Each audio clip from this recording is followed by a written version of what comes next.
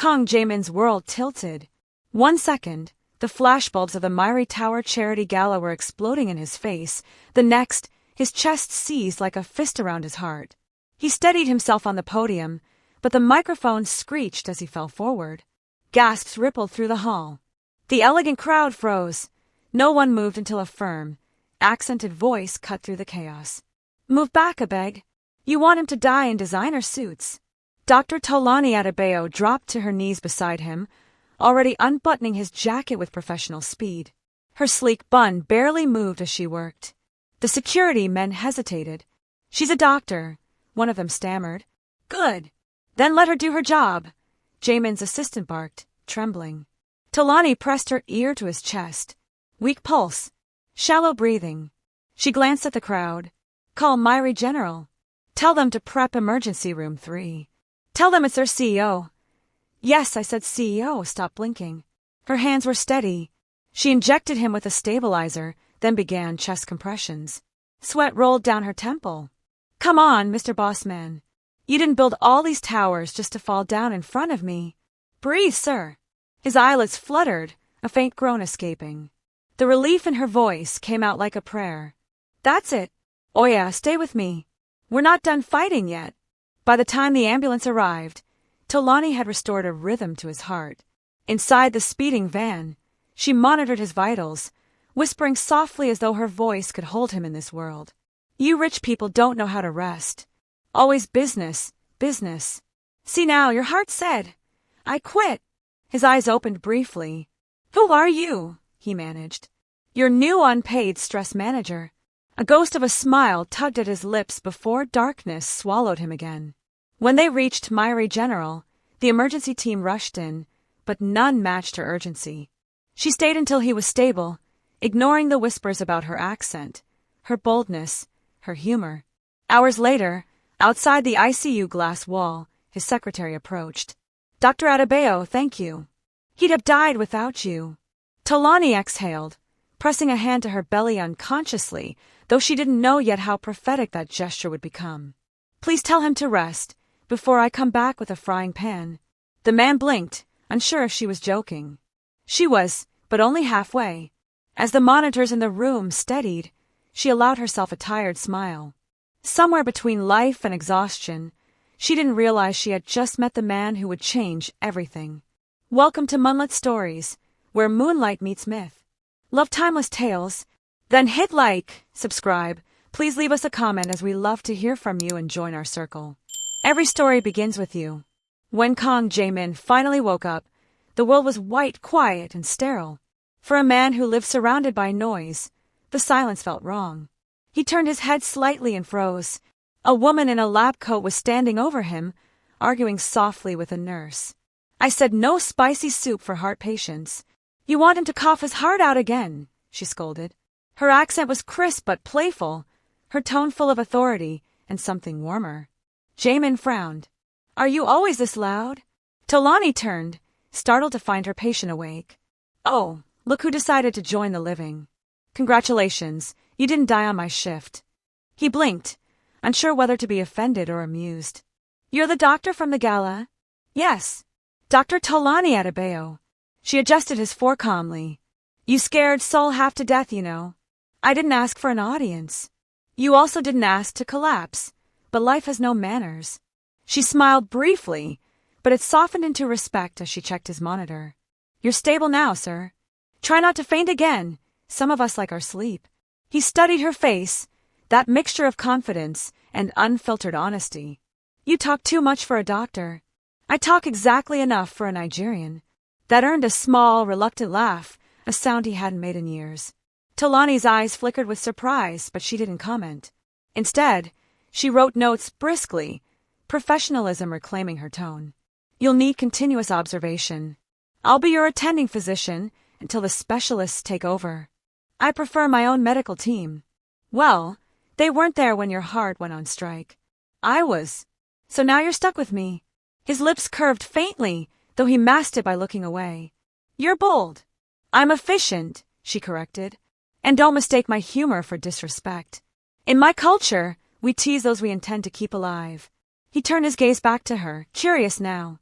Why did you become a doctor? Because my father died waiting for one, she said quietly, then forced a smile again. Anyway, don't think too hard. Stress isn't romantic. The nurse returned with medication, but Tolani waved her off gently. I've got this. As she injected his drip, her hand brushed his arm lightly, steady sure.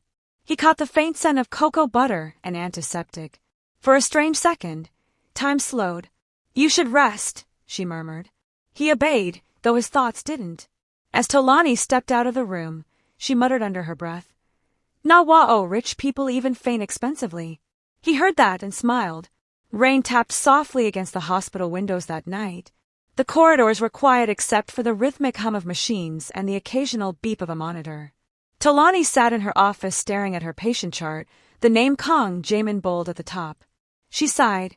"Nah, this man go give me hypertension," she muttered, pinching the bridge of her nose. She had checked on him thrice already. Each time, he pretended to be asleep, though she could tell by the slight movement of his fingers that he was awake.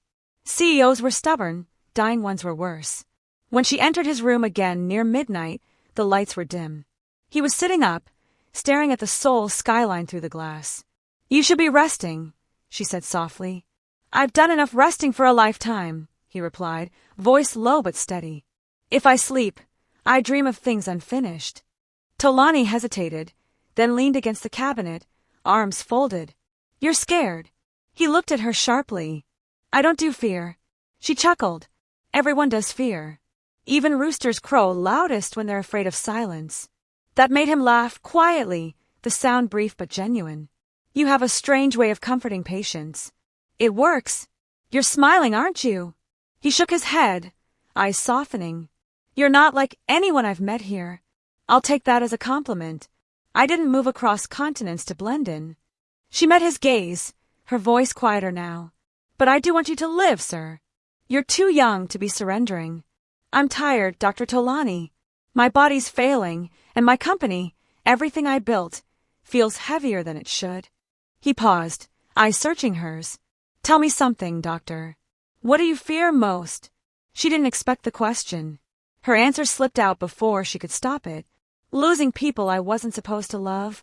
Silence stretched between them, charged and fragile. "You shouldn't say things like that," he said finally. "I know," she replied, "but truth doesn't wait for permission." He turned his face away, hiding an emotion he wasn't ready to name. The air between them grew heavy with understanding neither of them wanted. Tolani broke the silence with her usual humor, but her voice trembled slightly. "Anyway, stop looking at me like a sad K-drama hero. I'm still your doctor. You behave, and I'll consider not scolding you tomorrow." He smiled faintly, whispering, "Thank you." "For what?" "For seeing me as a man, not a headline." Tolani's throat tightened. She gathered her chart, forcing a light tone. "Good night, Mr. Kong. Try not to faint again. I charge double after midnight." As she walked out, his eyes followed her until the door clicked shut. In the silence that followed, Jamin realized his heart hadn't beaten this steadily in years. The next morning began like every other until it didn't. Tolani was halfway through her coffee when her pager screamed, "Code blue, room 908. Her cup fell, shattering. Room 908 was Kong Jamin's. She sprinted down the corridor, her sneakers skidding on the tile. The ICU team was already there, chaos blooming like wildfire. Nurses moved frantically, monitors shrieked. "Step back!" Tolani commanded, voice sharp as steel. She grabbed the defibrillator pads, her eyes fixed on the lifeless man she had scolded only hours ago. His face was pale, lips fading to gray. "Charged to 200. Charged. Clear." The shock lifted his body, nothing. Again. Another jolt. The line on the monitor wavered, then flattened again. Her heart clenched. She leaned over him, pressing her hands to his chest with a force driven by something far deeper than medicine. "You're not dying on my watch, Mr. Kong," she hissed through gritted teeth. "I didn't cross 7 time zones just to bury my favorite patient." The staff exchanged glances. This was no ordinary doctor. Sweat streamed down her temples as she continued compressions. "Come on, Jae-min," she whispered, dropping the formalities. "Don't you dare leave me hanging like this. You still owe me one Korean barbecue dinner." Then a faint beep. Another. The monitor blinked weakly to life. Sinus rhythm, the nurse shouted. Talani's knees nearly gave out in relief. Thank you, Lord, she murmured, chest heaving. You see, even heaven knows he's too stubborn to die. The head nurse approached, wide-eyed. Doctor, you should rest. You haven't eaten since morning. Talani waved her off. I'll rest when he opens those eyes again. Hours passed. She remained by his bedside, adjusting the oxygen, checking every flicker on the screen. Her hands trembled, not from fatigue, but from fear of how close she'd come to losing him. When Jamin finally stirred, his voice was a rasp. You saved me again. She smiled weakly. At this point, I should start charging you per heartbeat. He managed a small chuckle before closing his eyes again, this time peacefully. Talani sat back in the chair, exhaustion swallowing her. Her hand drifted unconsciously to her stomach. She didn't know it yet, but life had already begun inside her, born from a night of honesty, sealed by a fight for survival. Her eyes glistened as she whispered to herself, You live, Jamin. I'll handle the rest. Outside, Sol continued like nothing had happened. But in that small hospital room, two hearts, one recovering, one beginning, beat in perfect defiance of fate. 3 weeks after the cardiac arrest, Kang Jamin was walking again, slowly, carefully, with Tolani watching him like a hawk. He hated the weakness. She hated his pride. 5 minutes of walking, not a marathon, she warned, arms folded. I'm fine, he said. You said that last time and fainted like a Nollywood extra, she replied. Please sit before I tape you to the chair. He smirked, but he obeyed. The nurses exchanged amused looks. Nobody talked to the CEO that way, except her. Their rhythm had become something the hospital whispered about. She was the only one who could make him eat, take medicine, or even smile. But it was getting harder to ignore what was happening between them. Late one evening, she found him standing by the window, fur removed, robe slightly open. Mr. Kong, are you planning your own funeral rehearsal? He turned, his expression unreadable. I was only looking at the city. Talani stepped closer, irritation mixing with worry. You think you're made of steel? Your heart nearly gave up 3 weeks ago. He looked at her then, really looked. And you're the one who pulled me back. Twice. That's my job. Is it? His voice softened. Because I see how you look at me when you think I'm asleep. Like you're afraid of something. Tolani froze. You're hallucinating, sir. That's not in your chart. He smiled faintly. Maybe. Or maybe I've simply learned to read what people don't say. For a moment, silence held them. Then he reached for her hand, slowly, as if asking permission. She didn't pull away. His fingers were warm, pulse steady. Dr. Tolani, he said quietly, you've risked your career for me more than once. Why? She swallowed. Because I don't like losing patients, especially stubborn ones. You could have let me die, but you didn't. Her voice trembled, but she managed a smile. Because life is too short to let good men die before they laugh properly. The door opened suddenly, one of the senior doctors. Tolani jerked her hand back, stepping aside. The man's eyes flicked between them suspiciously. Dr. Adebayo, he said coolly, you're needed in the cardiac unit. Tolani nodded quickly. Yes, sir. As she left, her heart pounded. She hadn't realized how close she'd come to crossing the invisible line every doctor feared, the one between duty and desire. Inside the room, Jamin stared at his hand where hers had been. For the first time, his pulse quickened not from illness, but from something he didn't know how to name. Both of them knew it now. Whatever existed between them was real, and it was dangerous. The night shift was unusually quiet. Rain drizzled outside, tracing silver lines down the hospital windows. Tolani sat in the staff lounge, trying to review case files, but her mind kept drifting to him. Kang Jamin had been discharged 2 days ago, but was still in the private recovery suite upstairs, under observation. He'd requested her personally to supervise his post-op care. The board had agreed, reluctantly, because no one argued with the CEO. She told herself it was professional. She repeated it so often it almost sounded true.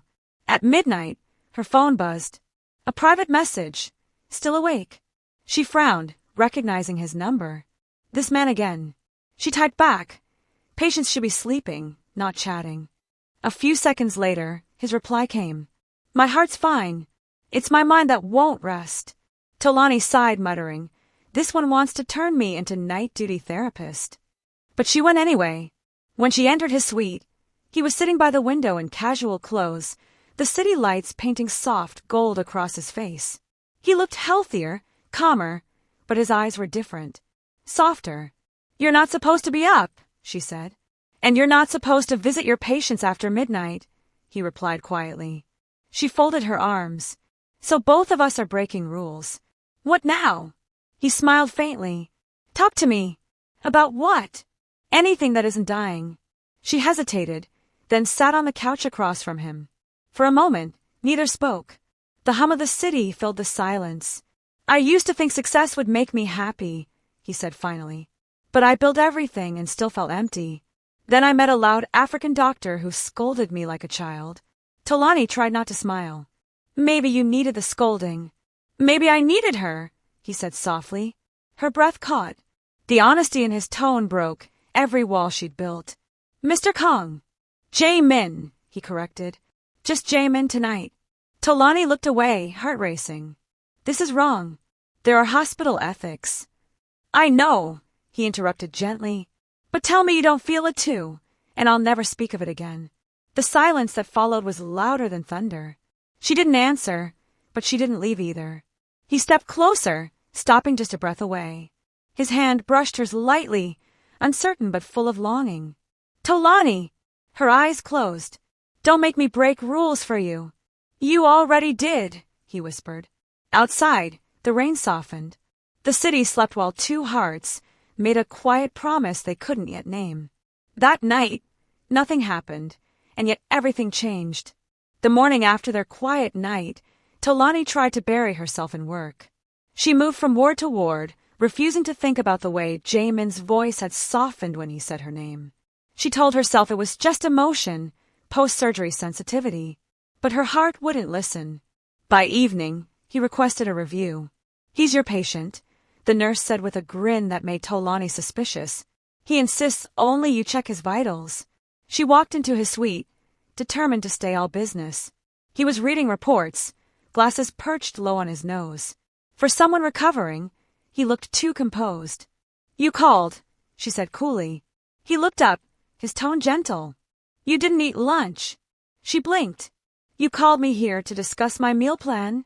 He stood slowly, walking closer. You work all day, you barely sleep, and somehow you think I'm the sick one. Don't start, she muttered, turning away. Tolani! Her name rolled off his tongue like a confession. She froze. He stepped closer, stopping behind her. I've tried to ignore this, but you make it impossible. She turned around sharply, her pulse unsteady. We can't do this. I'm your doctor, Jae-min. I could lose everything. He smiled faintly. I will make sure you don't. Something in his tone, low, steady, sincere, broke through her defenses. You're impossible, she whispered. Then stop trying to resist me. Before she could reply, his hand lifted, brushing a stray curl from her face. It was a gentle touch, but it carried the weight of everything unsaid. Her heart pounded. This is madness. Maybe, he murmured, but it feels like truth. Tolani's breath trembled. For the first time in years, she wasn't the composed doctor or the immigrant fighting for respect. She was simply a woman being seen. When he leaned in, she didn't move away. His lips met hers softly, a question and an answer in one heartbeat. The kiss was hesitant, almost fragile, like both feared the moment would break them. Then reality snapped back. She pulled away, tears glinting in her eyes. We can't. Not here. Not like this. I know, he said quietly.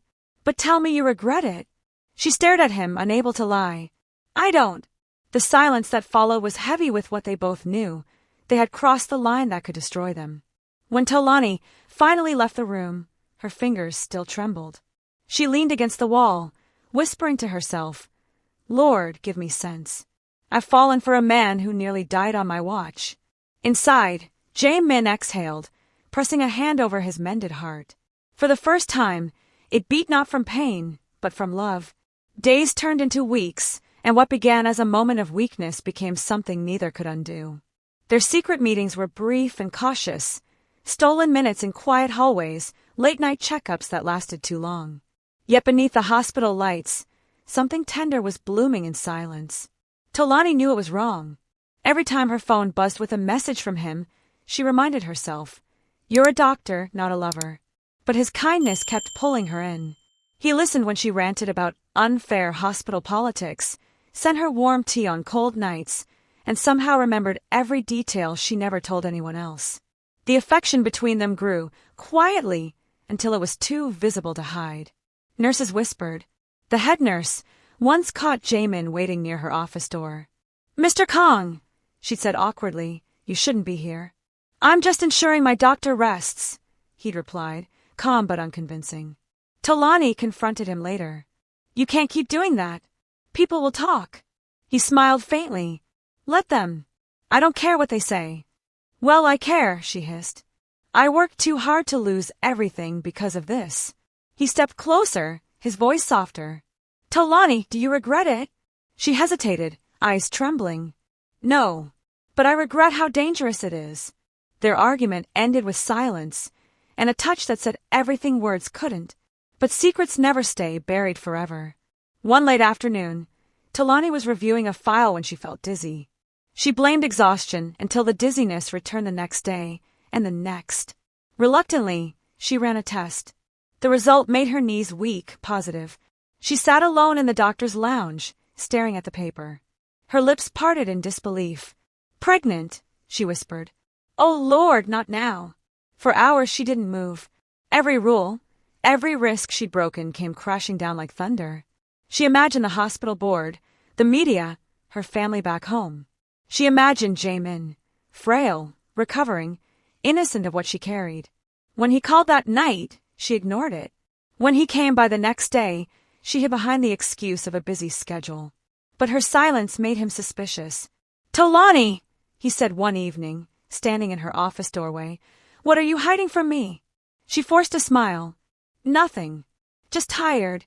His gaze searched her face. "You've never been good at lying." She turned away, blinking fast.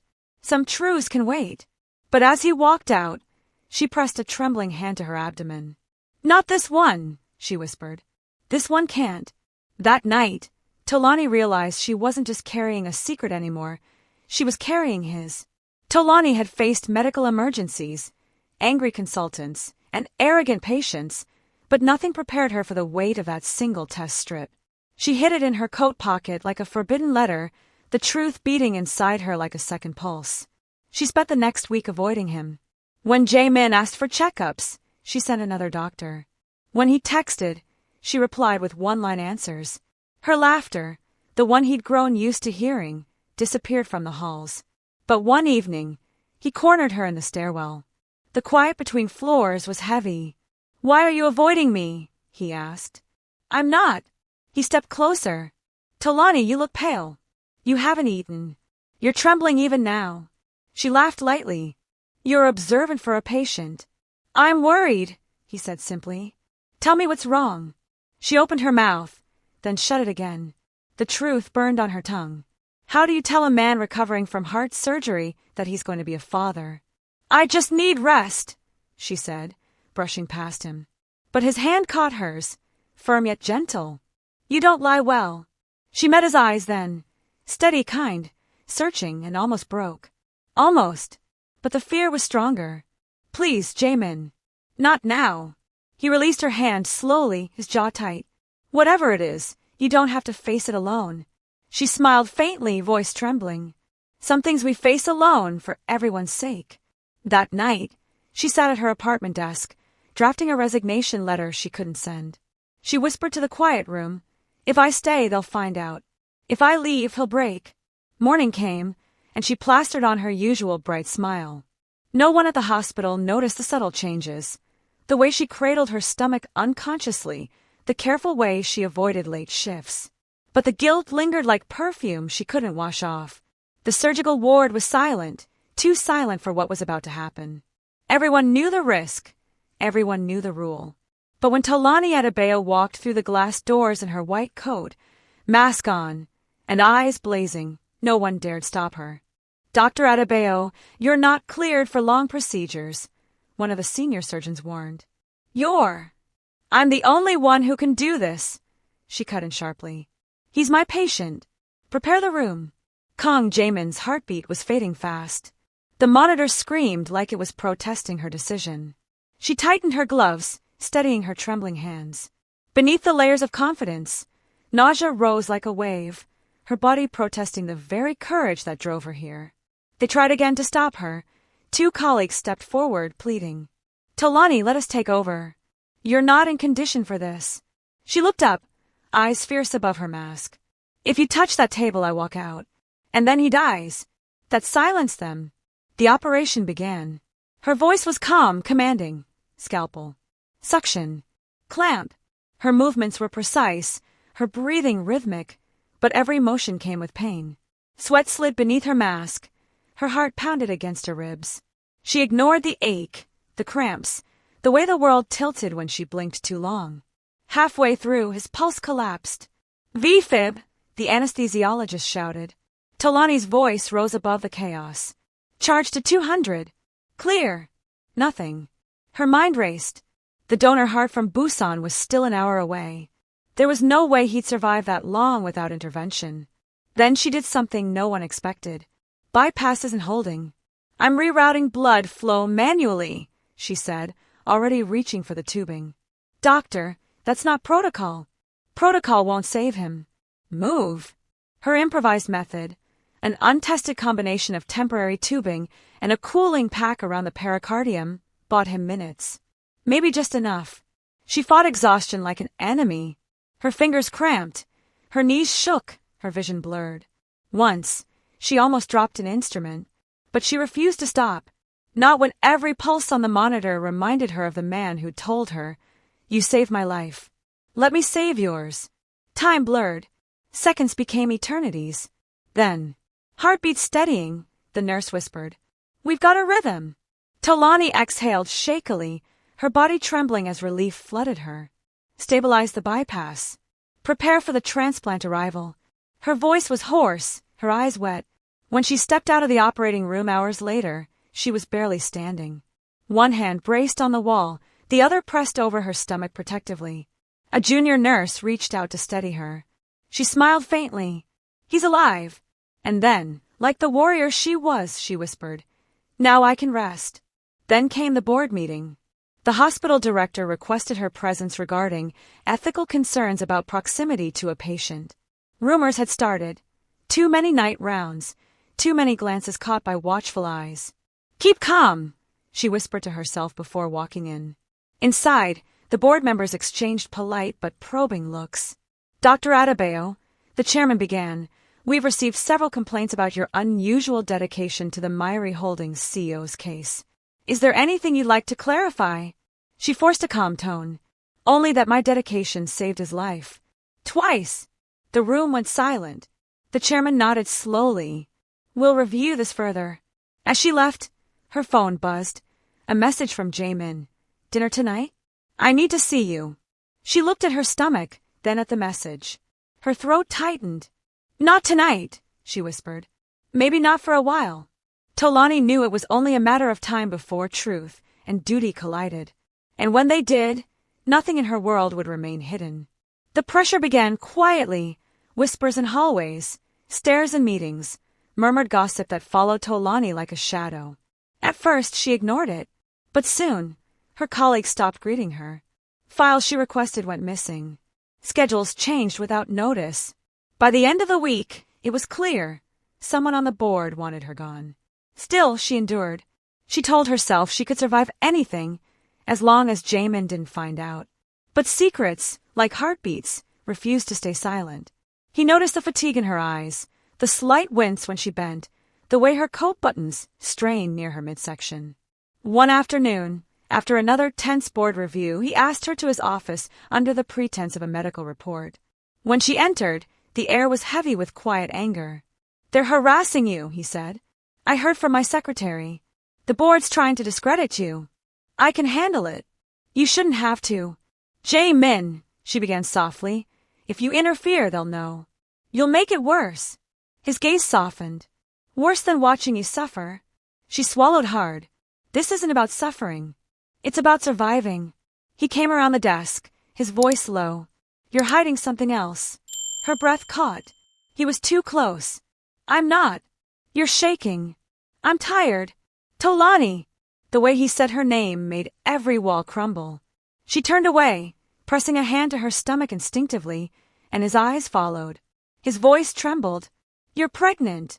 She froze. The word hung in the air, heavy and undeniable.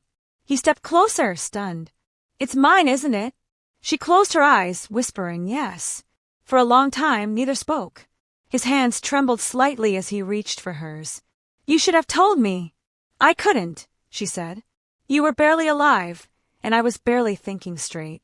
You have a company to run, a name to protect. Me. I just have a heartbeat inside me that doesn't know it's a scandal. His voice broke. This isn't a scandal. It's a miracle. She laughed softly, bitterly. In your world, miracles get doctors suspended. He pulled her into his arms, gently. Then let them suspend me too. Don't say that, she whispered, her tears finally falling. You fought death to live. Don't fight your world for me. He rested his chin against her hair. You saved my life, Tolani. Let me save yours. The door suddenly opened. His assistant stood frozen, shock written all over her face. Tolani quickly stepped back, wiping her eyes. The secret was no longer a secret. By morning, the whole hospital would know. By dawn, the news spread through Munlyt General Hospital like wildfire. The Nigerian doctor and the CEO. The gossip had a life of its own, twisted, embellished, impossible to contain. Tolani walked through the corridors with her head high, pretending not to hear the whispers. But every step felt heavier than the last. Some colleagues greeted her with pity, others with smug silence. She had become a scandal before she could even defend herself. When she reached her office, 2 men from the hospital board were waiting. One held an envelope. Dr. Adebayo, the taller one began formally, you are hereby placed on temporary suspension pending investigation for violation of professional ethics, specifically performing surgery on a patient with whom you had a personal relationship. Tolani's throat tightened, but she remained calm. I saved a man's life. Twice. My relationship with him came after that, not before. That's not how the report reads, the other man said coldly. She smiled faintly. Then maybe the report needs new glasses. They exchanged glances, clearly irritated. You're expected to vacate your office by the end of the day. She nodded once, too proud to beg. I'll pack my things. After they left, she sat alone for a long moment. Then she let out a shaky laugh. So this is it, Tolani, she whispered. You crossed the line and lost the hospital. Congratulations. A knock broke her thoughts. Jamin stepped in, eyes dark with fury. They suspended you? She didn't look up. Apparently, love isn't in the medical guidelines. I'll fix this, he said firmly. No, her voice snapped. You won't. If you fight them, it'll only make me look guilty. You've done enough for me already. He walked closer. You think I can stand by while they destroy your career? She finally looked at him, eyes red, tired, yet full of dignity. Yes, because I'd rather lose my job than make you lose everything you built. He shook his head. Tolani! Please, she interrupted softly. Let me walk away while I still have my name. For a long moment, neither spoke. Then Jamin exhaled, voice breaking. What will you do now? She smiled faintly, placing a hand on her stomach. Grow something beautiful. Maybe that's enough. He closed the distance and cupped her face gently. I'll take care of you, Tolani, no matter what it costs. Don't make promises your world won't let you keep, she whispered. He leaned forward, pressing a soft kiss to her forehead. Then I'll build a new world. She didn't answer, but tears slid down her cheeks as she whispered, Goodbye, Jamin. The door closed behind her quietly, like the final page of a chapter neither of them wanted to end. Tolani left Munlyt General the next morning before sunrise. The sky was pale gray, the city still half asleep. She didn't look back. She couldn't. Every echo of her footsteps felt like she was walking away from the woman she used to be. She found a small apartment on the outskirts of Seoul, quiet, anonymous, far from gossip and flashing cameras. Her days became a rhythm of solitude, early walks, prenatal vitamins, quiet tears, and the hum of her unborn child's heartbeat during every checkup. Sometimes, she'd laugh softly when the baby kicked. "You're strong, just like your father," she'd whisper. Then she'd stop and sigh. "Let's hope you're not stubborn like him too." She avoided news about Myri Holdings, but one evening her neighbor, a cheerful Ajumma, handed her a newspaper. "You see, the CEO canceled 3 board meetings. People say he's leaving the company for personal reasons." Tolani froze, her heart fluttering painfully. "Leaving," she murmured. That night, her phone rang. She didn't need to check the caller ID. "I found you," Jae-min said quietly. "How did you?" "You left without saying goodbye properly." "I had to," she said softly. "If I stayed, you'd have lost everything." "I already lost everything that matters," he replied. She sighed, torn between joy and fear. "You can't be seen with me, Jae-min. You know that. Then I'll come when no one's watching." And he did. He arrived a week later, wearing a simple hoodie and cap. Nothing of the polished CEO, only a man stripped bare of titles. He brought groceries, herbal tonics, and silence. When he entered, Tolani stared, disbelief softening into relief. "You look ordinary." He smiled faintly. "Maybe that's who I want to be, for once." For a while, they said nothing. He helped her unpack groceries, his movements gentle and sure. When she winced slightly, he was instantly by her side. "Sit," he ordered softly. "You still think you're my boss?" she teased. "No," he murmured. "Just someone who cares more than he should." She stared at him, heart full and heavy. "You should go before someone sees you." He shook his head. "Not yet." When he finally left that night, he paused at the door.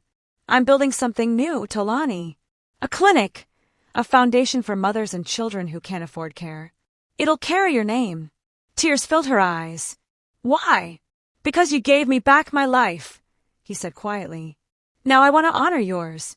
After he left, Tolani sat in the dim light, her hand resting over the small curve of her belly. For the first time in months, she smiled without fear. Months passed quietly.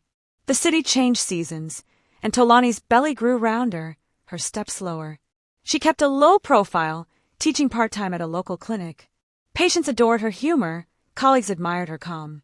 But behind her laughter, she missed the man who once filled her silence with warmth. Jae-min still visited in secret, sometimes once a week, sometimes just to drop off groceries at the door and leave without a word. He never crossed the line she set, but his presence lingered like soft perfume. One night, he came later than usual. She was sitting by the window, knitting a tiny sweater. He watched her for a moment before speaking. "You look peaceful," he said. "Peaceful around," she teased. He smiled. "Both suit you." She laughed lightly. "You shouldn't be here. The press is still watching." "I don't care," he said simply. "They can't take what I already lost." Her laughter faded. "Don't talk like that." "I mean it. The company's board forced me to step down completely. I signed the final documents today." Tolani froze. "You resigned?" "Yes." He smiled faintly. "Now I'm free to live the way I should have long ago." She looked down at her hands. "You gave up your empire because of me?" He knelt beside her, voice low but steady. "No. I gave it up because for the first time in my life, I wanted something real, and it wasn't a company. It was this." He reached out, placing his palm gently on her belly. Tears welled in her eyes. "You shouldn't have done that for me. I did it for us." For a moment, neither spoke. The baby kicked, and they both laughed softly. The sound filled the tiny apartment with life. "You're too brave," she whispered. "Or too foolish." "Maybe both," he said, grinning. "But I promised myself, when you saved my life, I'd spend the rest of it protecting yours." Tolani leaned back, her eyes shimmering. "You can't protect me from everything, Jae-min. The world doesn't like stories like ours. Then we'll make it like us. Unexpected, stubborn, and a little funny." She laughed through her tears. "You're impossible." He reached up, brushing a tear from her cheek. "No, just yours." The baby kicked again, harder this time, making them both laugh louder. For the first time, it didn't feel like survival. It felt like life. When he left that night, he turned at the door. When the baby's born, I'll be here. Not as the CEO, not as your patient, just as the man who promised to never let you walk alone. Talani smiled softly, her voice trembling. Then don't break that promise. And for once, she believed him completely. Spring arrived with cherry blossoms and quiet miracles. By the time the first flowers bloomed, Talani's belly was full and round, her laughter louder again. She had stopped hiding, at least in her small corner of the world. The people in her neighborhood adored her warmth and always asked about the quiet man with kind eyes who visited with groceries. She'd smile and say, "He's just someone who keeps his promises." One afternoon, Jae-min appeared with an envelope. His smile was small but proud. "I want to show you something," he said. She opened the document slowly. It was a registration form stamped with government approval, the Adebayo Heart Foundation. Talani's eyes widened. "You used my name." "I used your strength," he corrected gently. "The foundation will fund heart surgeries for children and pregnant women. Every patient will be treated free of charge." She stared at him, voice trembling. "You did all this for me? For what you represent," he said. "You gave everything when no one else believed in me. This is my way of saying thank you." Tears welled in her eyes. "You didn't have to." He smiled faintly. "Maybe not. But I wanted to give the world the same kind of second chance you gave me." Talani pressed the papers to her chest, overwhelmed. "You're unbelievable, Jae-min." "Unbelievable and unemployed," he joked softly. She burst out laughing, shaking her head. "You? Unemployed? Please. You'll still check emails in your sleep." "I deleted them all," he said proudly. "From now on, this is my work, our work." Her laughter faded into a tender silence. "You really mean it?" He nodded. "The first center opens in June. After the baby arrives, I want you there as lead surgeon." Her eyes widened. "Me? Who else?" His gaze softened. "You're the reason it exists." Talani placed her hand on her stomach. "You're planning my whole life again." He leaned forward, voice gentle. "Not planning, building. With you." They sat together, reviewing the design plans. A photograph of the foundation's logo made her laugh. It was a simple heart shape surrounded by a stethoscope. "You made it too cheesy," she teased. "It's your brand," he replied. "Warm and loud." "Loud!" He chuckled. "The kind of loud that wakes the world." Her laughter filled the room, rich and free. For the first time, she saw him not as a patient, not as a CEO, but as the man who had built something sacred out of their chaos. When he left later, Talani stood by the window, watching cherry blossom petals drift in the air. She whispered to her unborn child, "You see that man? That's what love looks like when it's brave." The night before everything changed, the air was unusually still. Talani had been restless all day, pacing the small apartment, folding and refolding baby clothes. The due date was still 2 weeks away, but her body had its own timing.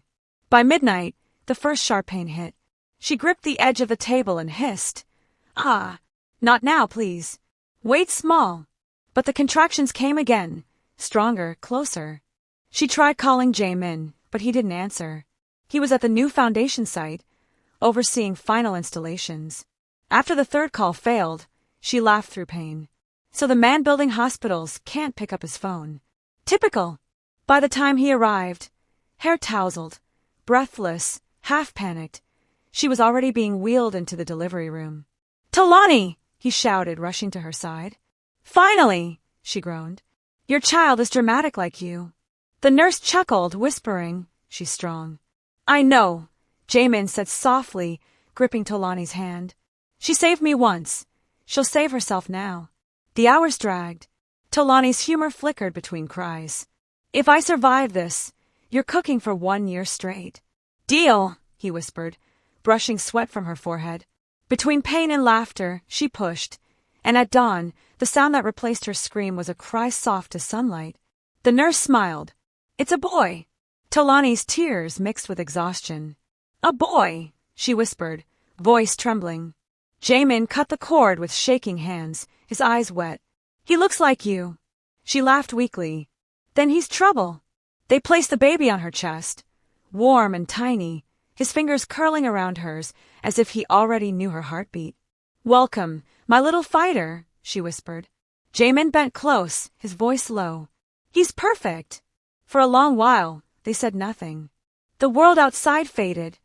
No headlines, no boardrooms, no whispers. Only 3 hearts beating in rhythm.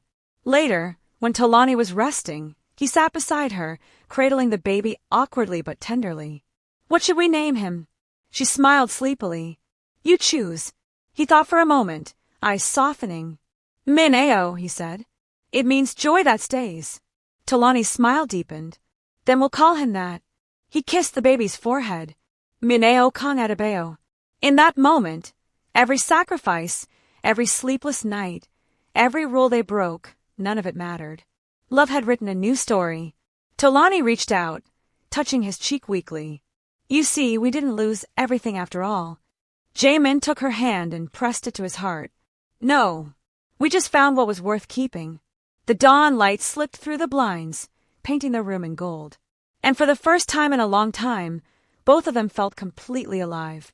The hospital released Talani and the baby after 3 days. Jamin carried the newborn like he was holding glass, terrified, awed, and completely in love. Talani teased him the whole ride home. You're holding him like you're defusing a bomb. He grinned nervously. Because he is one, he exploded my heart already. She laughed softly, resting her head against the window. You're dramatic. Only for you. Their small apartment had transformed overnight.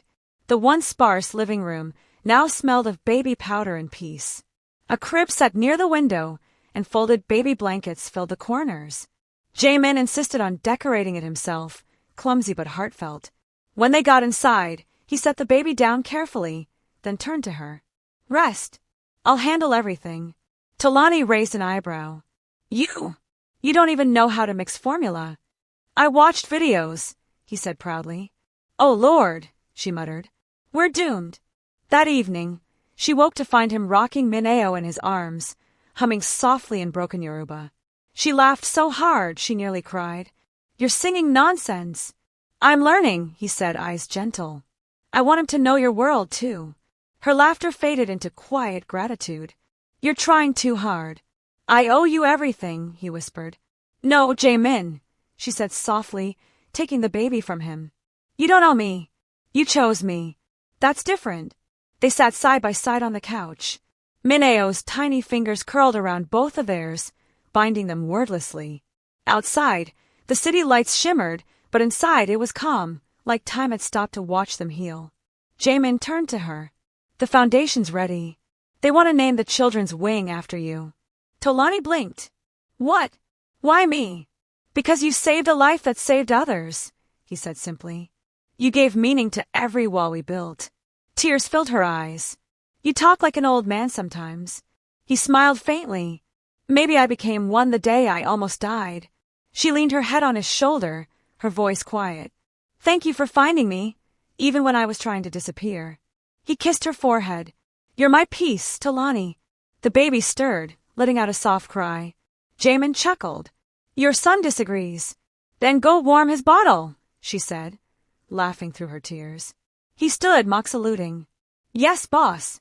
As he disappeared into the kitchen, Talani watched him, her heart swelling. She'd lost her job, her reputation, her certainty, but in return, she had found something deeper, home. And for the first time, she whispered it aloud, smiling at her sleeping baby. We're finally safe. A year passed quietly, each day folding into the next like soft pages in a love story no one saw coming. Mineo had learned to walk, barely, wobbling between laughter and chaos. Talani had learned motherhood, beautiful, exhausting, healing. But there was one thing she hadn't done, return to medicine. She missed it. The steady rhythm of the hospital, the calm urgency of saving lives, the purpose that once defined her. Jamin saw it in her eyes whenever she passed the framed certificate on the wall.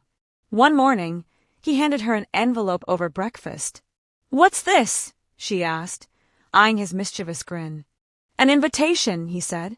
Myri General's new board wants you back. Official reinstatement. Talani froze. You're joking. He shook his head. The chairman personally requested it. They reviewed your case and admitted they acted unfairly. Her heart pounded. After all that humiliation, They finally realized who really saved Myri's CEO, he teased.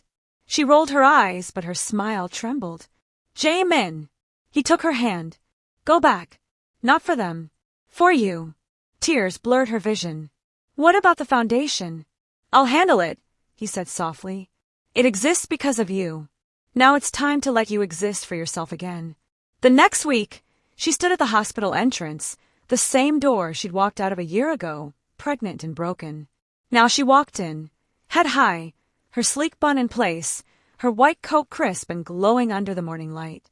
Staff stopped to stare. Some whispered, but this time, the whispers carried awe instead of judgment. The hospital director met her in the lobby. Dr. Adebayo, he said formally, welcome home. She smiled politely. Thank you. I hope the walls missed me. He chuckled awkwardly. They did. So did we. Tolani walked through the corridors, her heels echoing softly. Every corner held a memory. The night Jaemin's heart had stopped, the day the gossip started, the moment she lost everything. But instead of pain, she felt peace. When she entered the new children's cardiac wing, her breath caught. Above the doors, in elegant gold letters, were the words, the Adebayo Heart Center. She pressed a hand to her chest, whispering, he really did it. Behind her, a familiar voice said, Told you I'd keep my promise. She turned, and there he was, Jaemin, holding Mineo in his arms, both smiling proudly. Tolani's laughter filled the corridor, bright and free. She bent to kiss her son's cheek. Welcome to where it all began, my joy. And for the first time since everything fell apart, she felt whole again. Tolani stood before the mirror in the staff locker room, adjusting her white coat. It had been a year since she last wore one, yet the weight felt familiar, like slipping into her true skin again.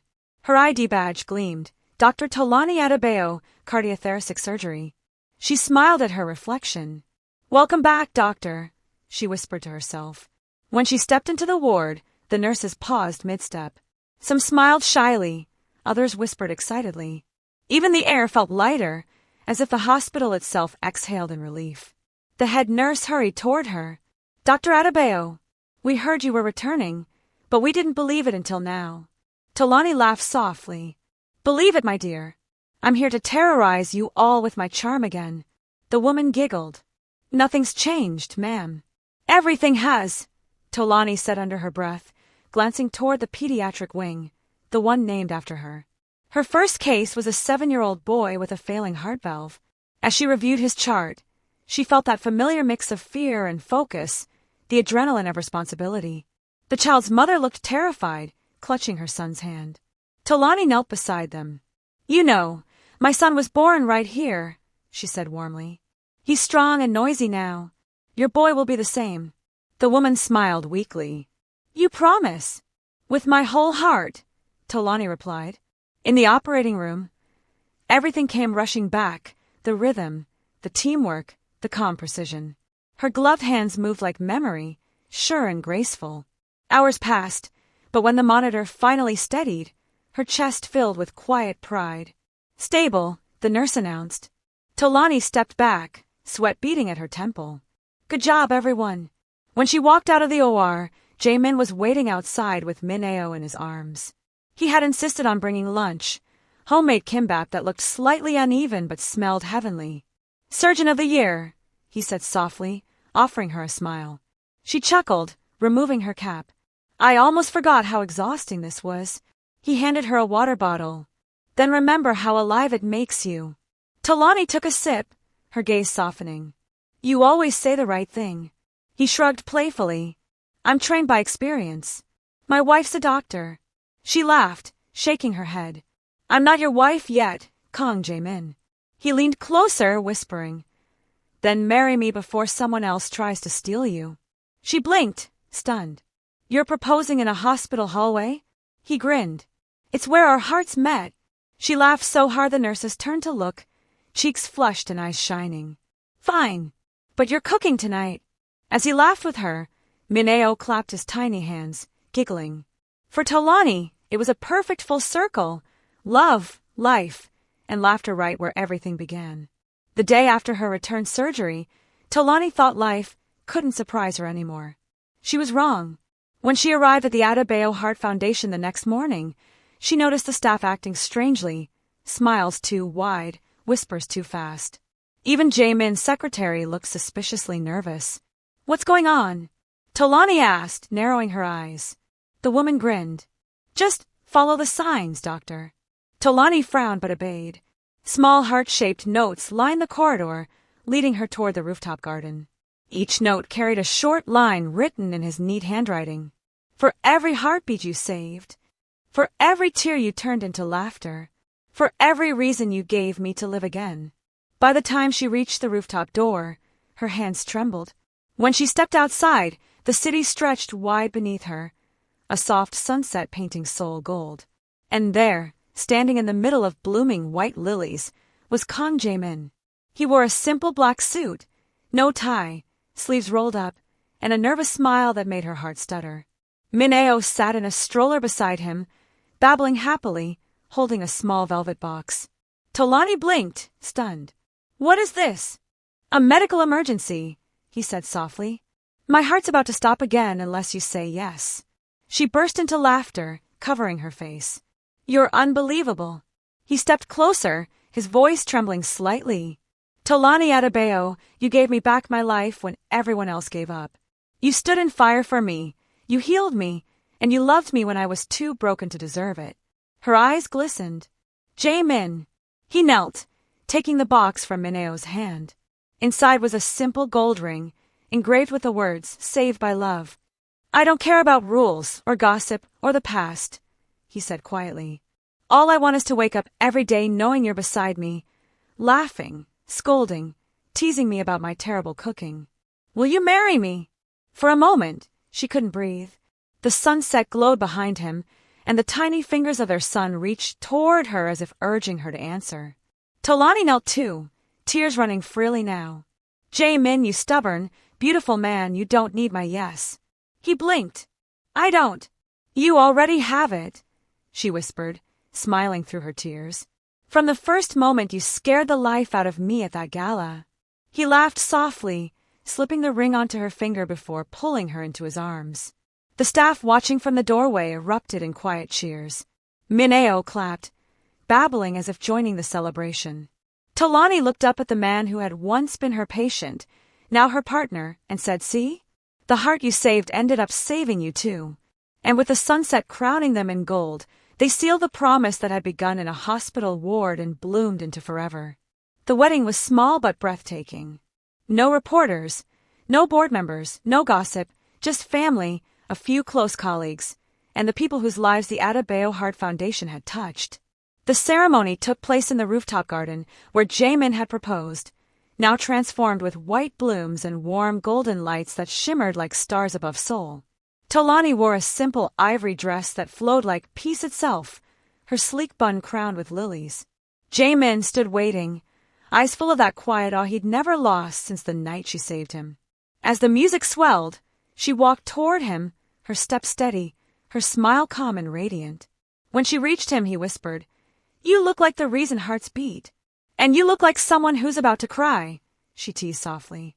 The guests laughed, and even the officiant smiled. Their vows were short, honest, and deeply theirs. "I was dying when I met you," he said. "And somehow you made me want to live, not just breathe, but live with purpose." Talani's voice trembled as she replied, "You were my first miracle in the city. Every laugh, every tear, every scar, we turned them into something beautiful." When they sealed it with a kiss, the applause rose like music. Baby Min-eo clapped in the arms of one of the nurses, giggling loudly, as if blessing them with joy only innocence could carry. After the ceremony, they stood together overlooking the glowing city. Talani leaned into his chest, sighing softly. "We've come far, haven't we?" "Farther than I deserved," he said, wrapping his arms around her. She smiled, tracing her finger along his wrist. "No more hospitals between us. Only home." He kissed her forehead. "Home is anywhere you are."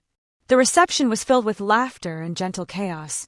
The staff from Myri General danced with the foundation team, and someone joked that it was the only wedding where half the guests were doctors with stethoscopes.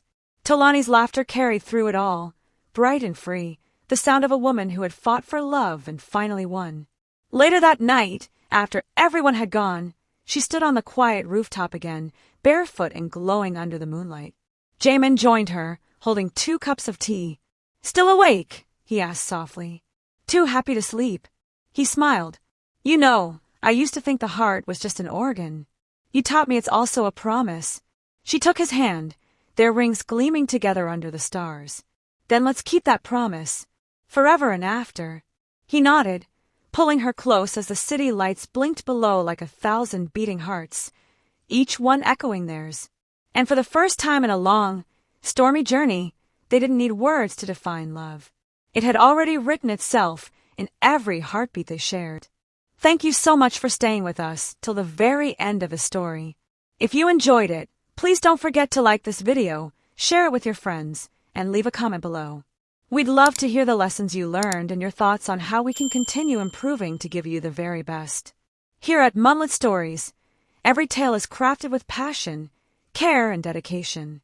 Our mission is simple: to entertain, inspire, and connect us all across cultures and hearts. So, keep the conversation alive in the comments, and don't forget to subscribe and hit the notification bell so you never miss a new episode. Till next time, we are Munlyt Stories, bringing you amazing tales that touch hearts and spark imaginations. Stay blessed. Stay inspired. See you in the next story.